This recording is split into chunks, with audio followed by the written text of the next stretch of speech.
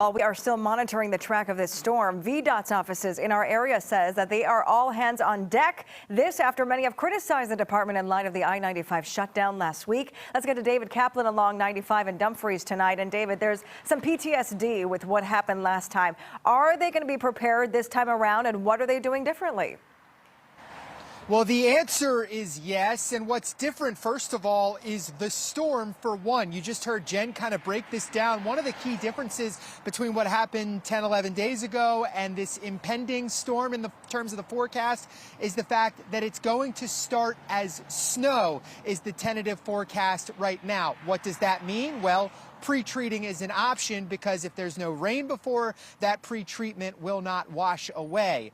Take a look. We know that Fredericksburg District VDOT, a good portion of where the 95 shutdown happened, pre-treating operations did start today. VDOT says they sort of can do the salt brine about 72 hours out of the start of the event. We learned this week that the state agencies involved in all things interstates are working on a collective report to figure out what exactly went wrong early last week. VDOT says they're not waiting for the results of that to make one big change for this storm. Here's what it is.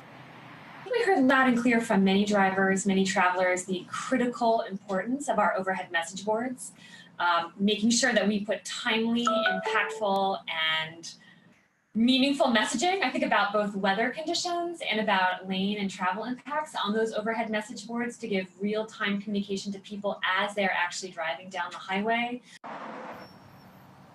Okay, so what's that going to look like? Well, in terms of that, Kelly Hannon with VDOT says better updates from people on the ground to those who craft the messages on the boards themselves to try and give drivers real-time conditions. That's going to be sort of one of the main things they're going to work on improving for this impending storm as well. VDOT here in Fredericksburg, as well as in Northern Virginia, have essentially said they're kind of treating this like an all-hands-on-deck situation to try and stay on top of conditions as they change once the snow starts falling. Yeah, David, that was a big issue last time where a lot of drivers said, hey, we didn't even get a warning. There was nothing in those message boards. So let's hope that someone stays on top of it so the drivers know exactly where to go. Now, is the Northern Virginia District responsible for the counties just outside of D.C.? Are they going to be doing any pre-treating?